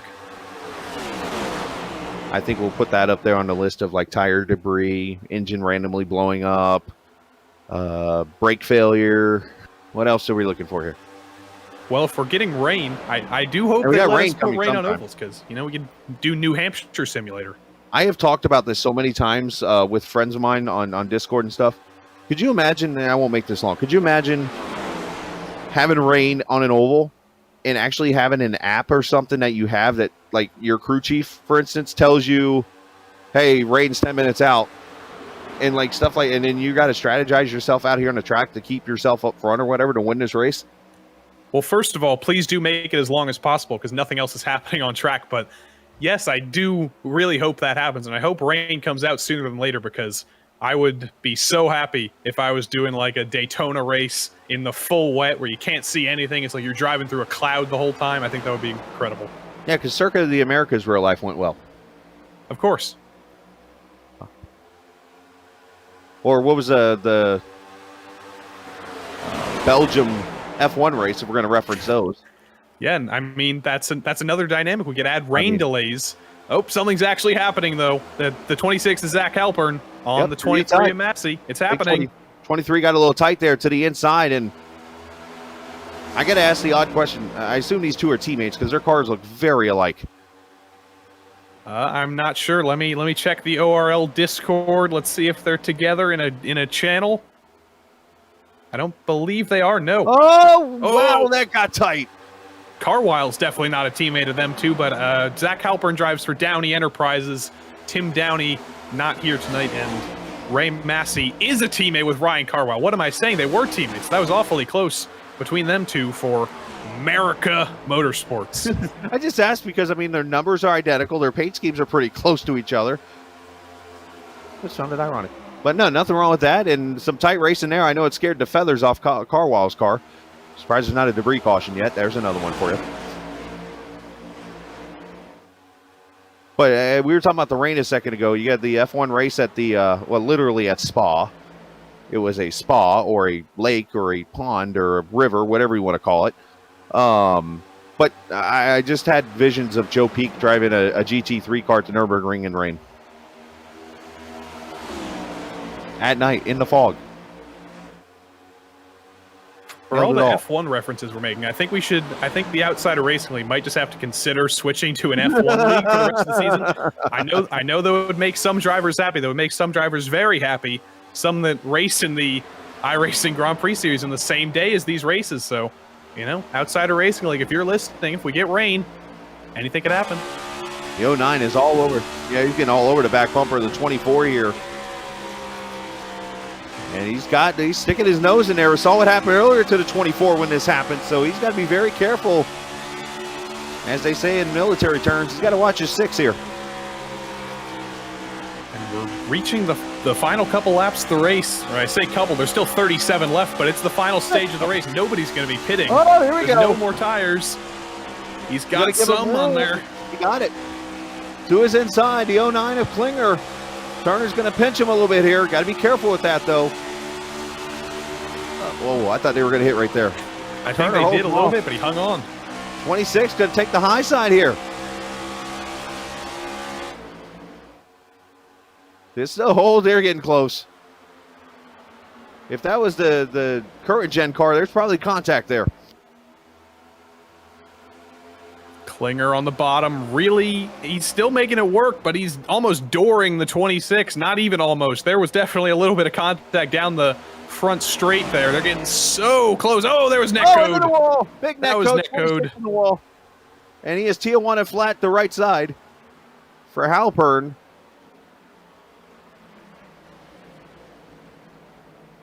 No caution. He kept it straight the whole time, so no caution. If we can see a replay of that, you'll see there was a little, it wasn't the worst net code I've ever seen, but there was definitely a pocket of air there, and that was not a simulated pocket of air. That was, they did not hit each other. I've seen worse net codes, but I've seen a lot less too, but unfortunately that 26 is flat in the right side of his car. And he's going to try to hold on there. Actually, Halpern's on pit road right now, so Halpern, unfortunately, going to take a little bit of a hit in the points right now. We'll see if he brings it back out. Unfortunately, with only 33 laps left to go, even if he does quit, our honorary broadcaster for the night, Nolan Hodgson, he won't be able to make up another spot, even if he does come back out. So Halpern's locked in 13th if he doesn't make up any more positions tonight. Halpern just getting to his pit stall right now, so I'll keep the track time-wise and see how long he stays on pit road here. So that caused a little bit of a argy-bargy, as you like to say earlier. And now you see in the window there the three drivers, 4th, 5th, and 6th. Jeremy Miller following Carwile there in the 5th position, and Massey there at 4th. Now that Halpern's out of the question, it's going to be a little bit easier for Chad Klinger, I think, to focus in and chase down the two ahead. He doesn't have a car that's been hassling him for this entire stint. For the last 26 laps, I think it's been Klinger versus Halpern, but one way or another, he got Halpern out of the way. Netcode got Halpern out of the way. And now that he's on his lonesome, does he have anything for Turner? And in turn, do they have anything for the driver that's 6/10 ahead of both of them? Which might be the biggest lead we have seen all night from anybody. Definitely. Outside of pit road. But the 77 leads right now, the 24, and I am still impressed with Miller. That 30 car, he was on pit road earlier when a caution came out, and he was not one, not two. 3 laps down, I believe. Or was that Hurley? That was Mike Hurley, who got sadly destroyed by the 8. Yes, he went hurling on the front straightaway. But the 30 car was on pit road when that caution came out and lost a lap at least. And he has come back and now runs right here in the 6th position. He's about a 1.5 off. And he's looking to gain some ground here, potentially get himself a top 5. It's quite a good race for Jeremy Miller. I can check where he is in the championship right now. I don't think he's the highest driver in the world. He's 11th right now. Average finish. Do they do that on Sim Racer Hub? No, they don't. But either way, I think this is above average for him, so it'll be a good finish for him. Good for him to move his way up just a little bit in the championship. And he's got nobody behind him. He's got 2.3 seconds back to Kalusa. So it's just a calm Dover drive for him. He's got nothing to worry about. I'm going to take a look here. Actually, I do know of a spot on there. I'll show you after the race. But there's actually a spot where you can get like the stats of the season and stuff like that. You're looking for Miller, right? I just found it. I'm going to steal your thunder. Average finish for Jeremy Miller, 15.5. So he's up 9.5 spots. Don't know how he picked up half a spot, but he did. Half the car takes a spot, half the car loses. Type of thing. Hey, you can steal all the thunder all you want to, man. This has been fun to be back here with GSRC tonight and enjoying the Outsider Racing League broadcast here. 25 laps to go as Cabot pulls away from Bailey Turner. It's up to about 8/10 of a second now. Chad Klinger, they're holding on to 3rd. And then Massey and Carlisle pretty much neck and neck with each other, about 1/10 apart. So this is by far the biggest lead we've seen, and I know it's not the biggest run we've seen so far of the race. And for all you statistics fans, while we're on this page, since this is Bailey Turner's first race of the season, I believe it's his first race of the season. Unless I'm wrong, let me check the second page here. Yes, this is his first race of the season. So if he finishes second, that's an average finish of second. That's going to be like 2 full positions ahead of anybody. So it's an incredible run from Bailey Turner statistically and literally. I apologize to everyone at GSRC that has to work with Joey in the future because I just created an analytical monster, I think. Anyway, I'm going to be on that page for the entirety of every single race that uses Sim Racer Hub. I'm going to be on there the whole time. I guess I'll show you track records and stuff later, too. Anyways, Turner running in 2nd. Chad Klinger, as you mentioned, 3rd. I'm just looking down the leaderboard here. Everybody's pretty much separated out 2 or 3 tenths. Kalusa about 3 seconds back from Miller. You got Close running 8th. So he's nowhere close to Kalusa. Laughter in 9th, who's had a great comeback. He's fought the wall a few times. Clifton Cockrell, I think we've said his name maybe once all night. In the 28 car, he's running 10th. There's Clifton there on the screen. And then the two Sim teammates, unfortunately, we saw them come together. And Finian, he's riding damaged. He doesn't have a rear bumper. He's been riding damaged all night, and it's just been different parts of the cars that have been damaged. But now I think it's been the final straw. That car's finally mad at him. It's saying, if you're just gonna hit things with me, I'm not giving you all my speed. So he's like 6 seconds behind his teammate right now. Now, wouldn't it be cool if iRacing had to where like the paints would swap with other cars and like fenders would and stuff because 2 teammates hitting each other? Maybe they have to dig out the 3rd Sim Motorsports car. They gotta get Kyle Hires' front bumper out of the trailer. I mean that would be interesting. I would pay good money for that. Is that Trading Paints Pro? Maybe I would pay for that. Easy now. You're looking at never mind. I can't talk about values on the air. So. Yeah, everybody's still separated out, as I said. But the one thing I want to add real quickly on the teammates, those names would win you a game of Scrabble. I don't think there's no Z's or W's though. So I think Caleb Weekly would be a good score. I think Mitchell Welker, he didn't start the race, so we shouldn't talk about him, but he might get a couple points.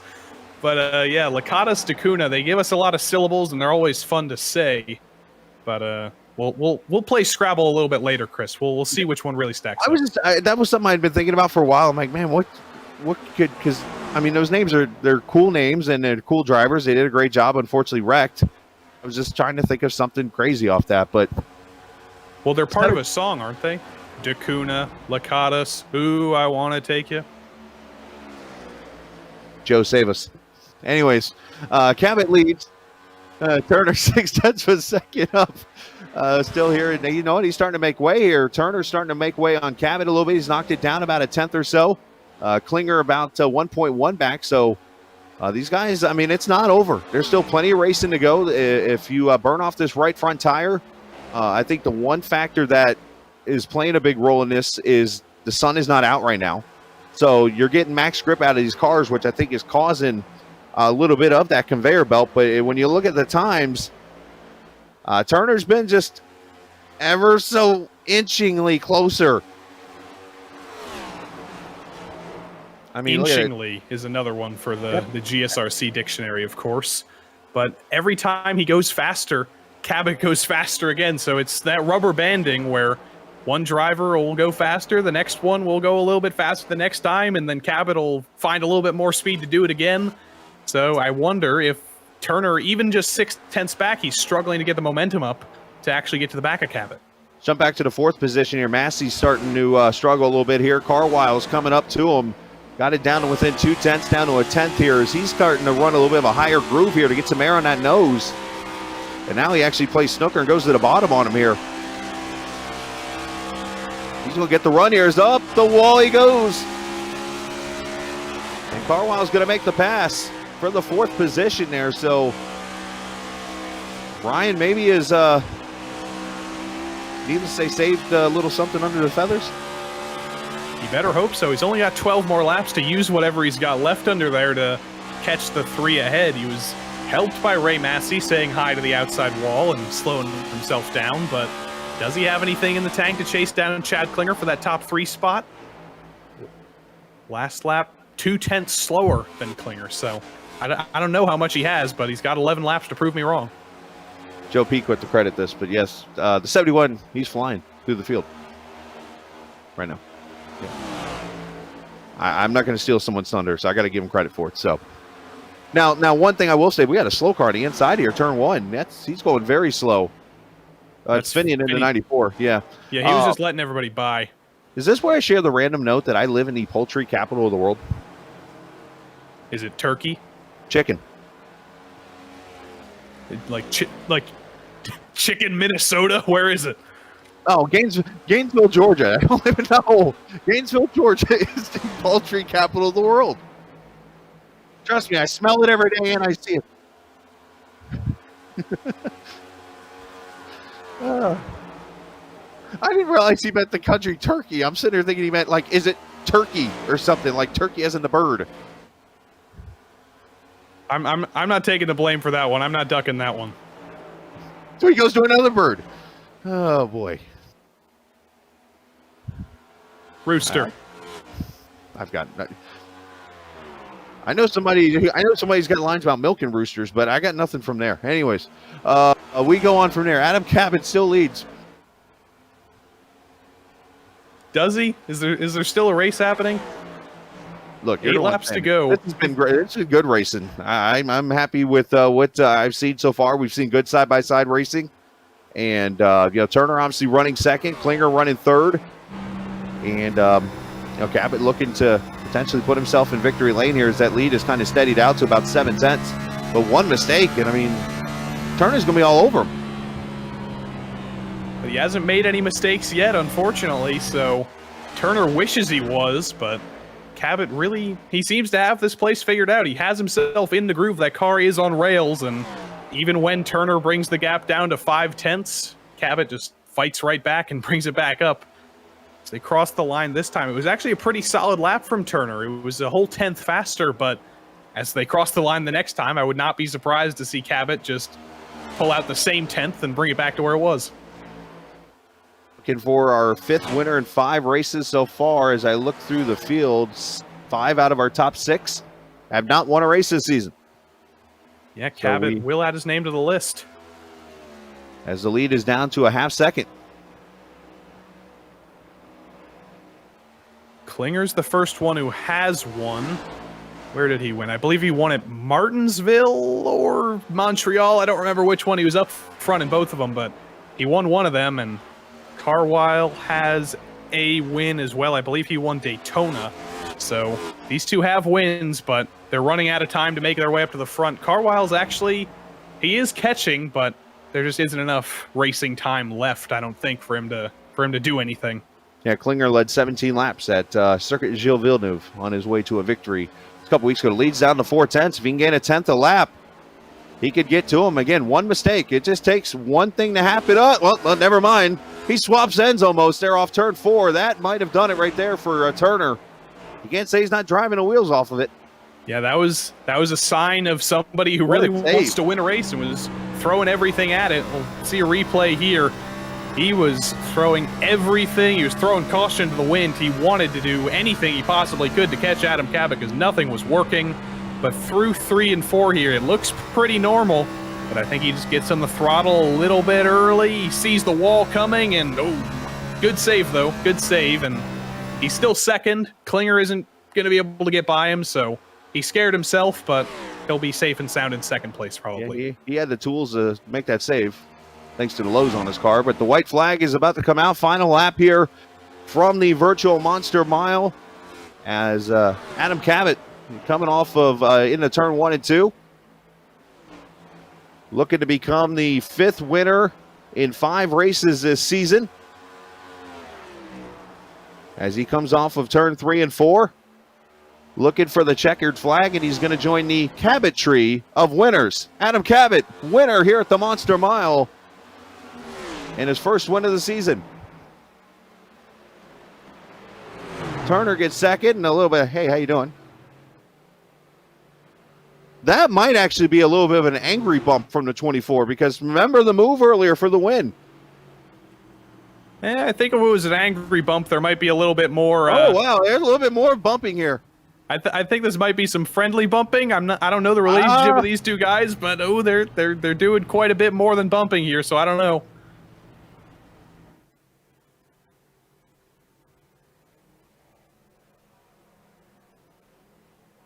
Wait, I'm listening to see if I hear anything. Apparently, Cabot's really good here at Dover, from what I've just heard. So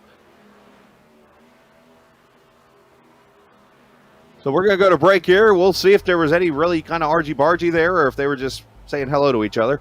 But we'll come back. We'll get the top 3 in victory lane here, and well, if Joe lets us, we'll be back for the post race too. But you're watching the Global SimRacing Channel.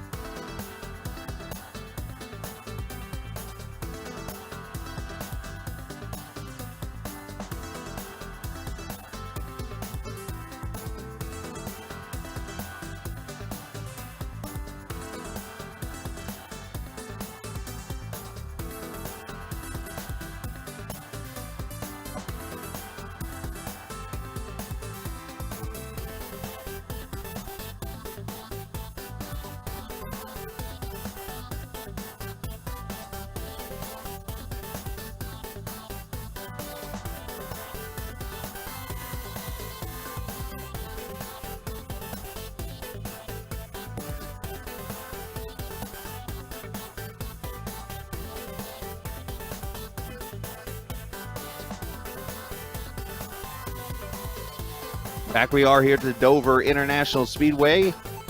The Global SimRacing Channel wrapping up race number 5 of the Outsider Racing League here at Dover. And when it's all over, said and done, Adam Cabot has gone to victory lane here tonight. Congratulations to him. And as we show the race results, Turner finishing second. Pretty good save on his part. There were 2 to go. That second could have been a lot worse. Chad Klinger third.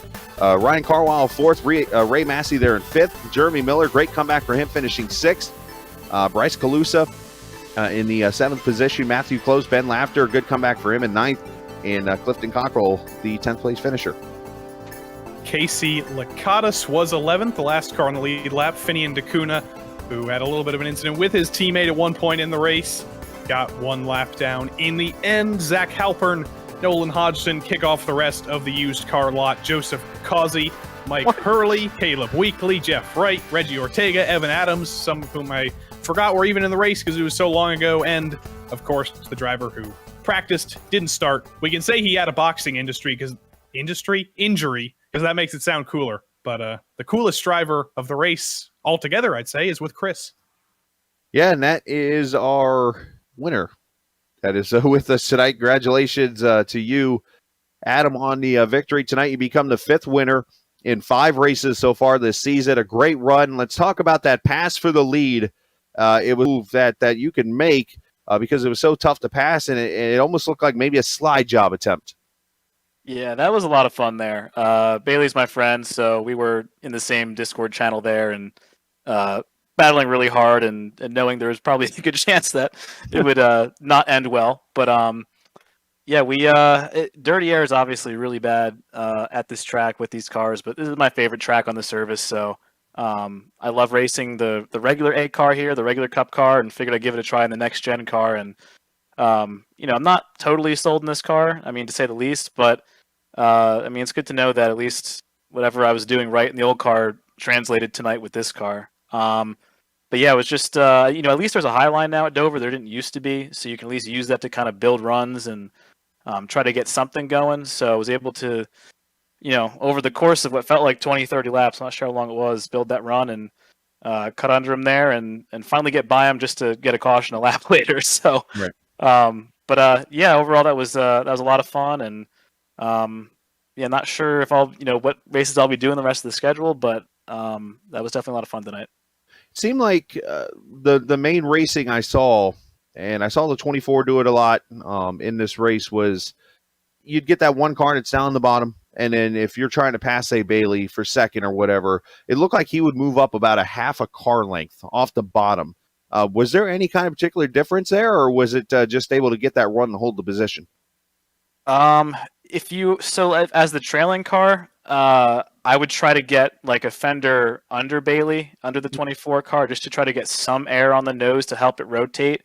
But he was probably running a little bit up the track because if you're right within, I say, a foot or 2 of the apron, it was super loose. So, I mean, in a way that's good if you're the trailing car, it helps you rotate and potentially make that pass. But if you're trying to save tires as the leader in clean air, it's weird. It would start out tight and you'd be saving the front tires, but then halfway through the run, it was like a switch flipped and all of a sudden it was the rears that were screaming out there. So you had to be careful not to use up really either the fronts or rears. And that's why I think you saw some of us moving up the track a little bit.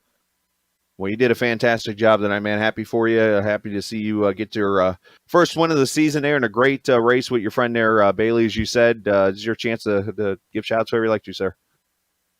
Yeah, shout out to everyone who makes this happen. Shout out to Brian. I know he puts a lot of time, effort, and money into this league.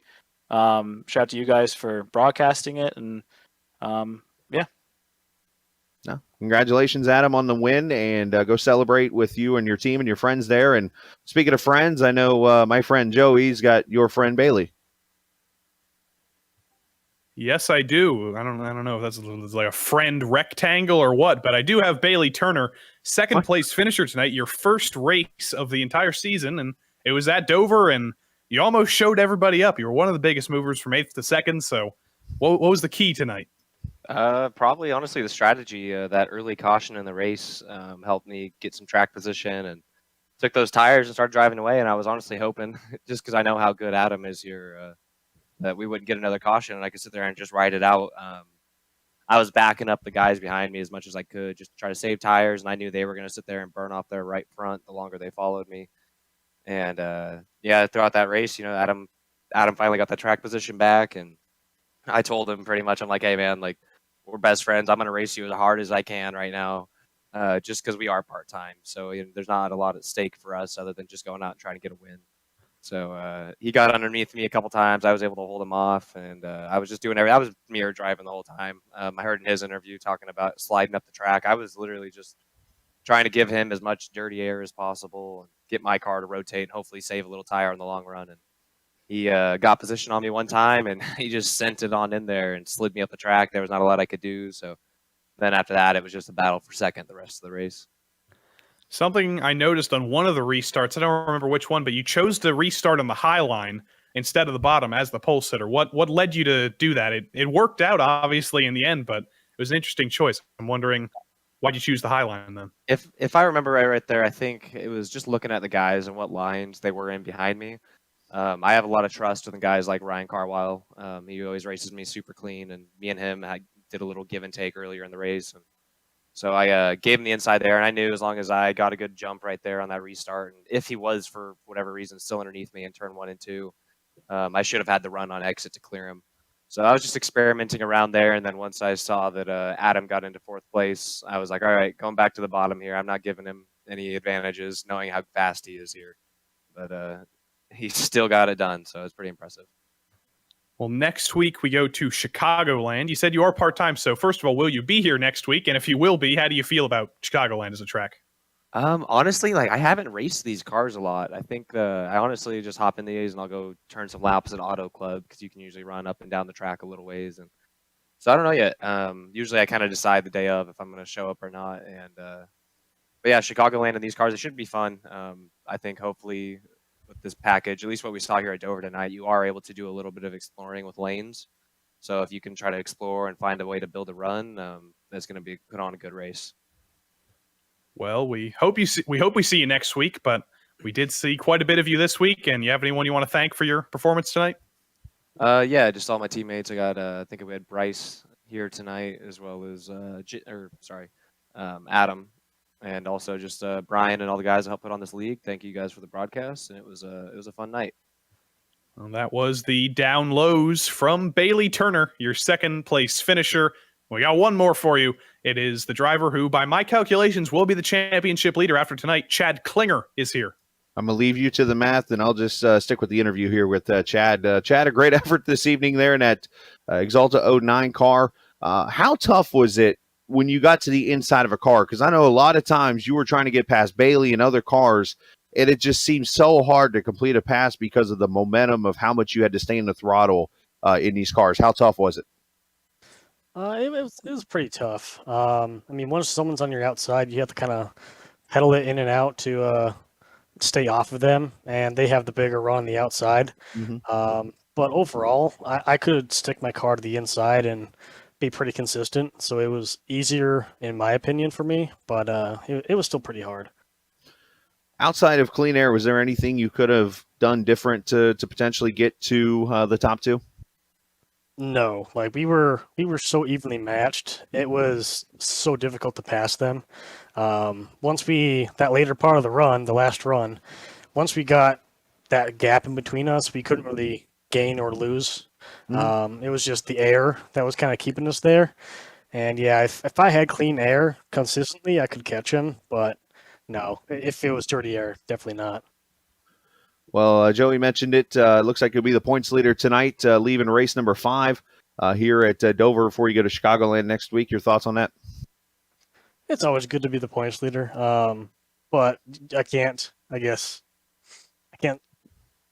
say I'm happy about it because, well, I am happy, but it's going to be hard to keep it because there's such a wide variety of drivers in here that are consistently good. I have to keep up my game, and they have to keep up theirs, and it's going to be a battle, though.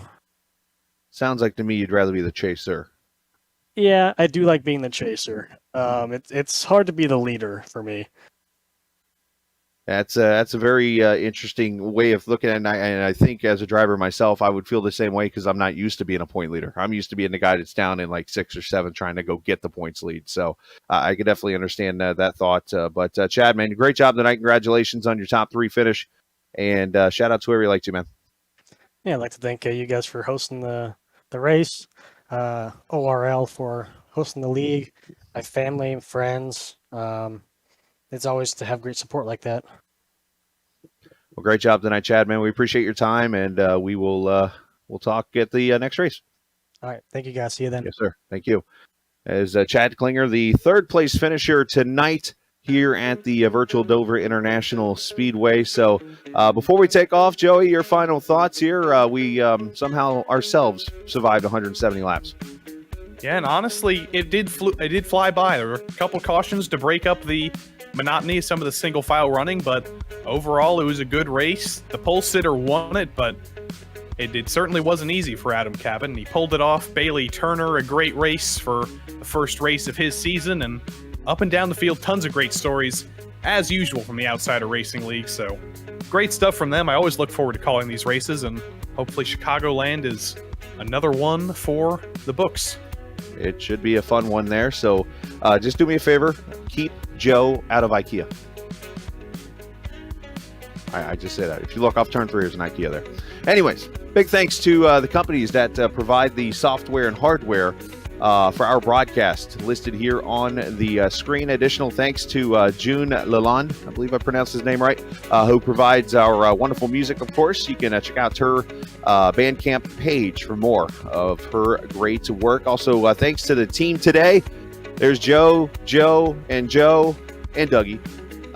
There's a joke behind that, but you can find more info at GSRC at globalsimracingchannel.com or through the social media, which is listed there on the screen. Also, please check out the merchandise store at simracingmerch.com/GSRC. Of course, we'll keep a link in the description below, but don't forget to subscribe to the YouTube channel as well. Don't miss a moment here on GSRC. Next race, Chicagoland, as mentioned, Saturday of next week. It's October 23rd, 9:50 Eastern Time. And of course, as you see up on the screen right now, upcoming races for other series listed, so you can check those out and mark them down on your calendar. And until next time, race clean, race hard, and we'll see you on the track.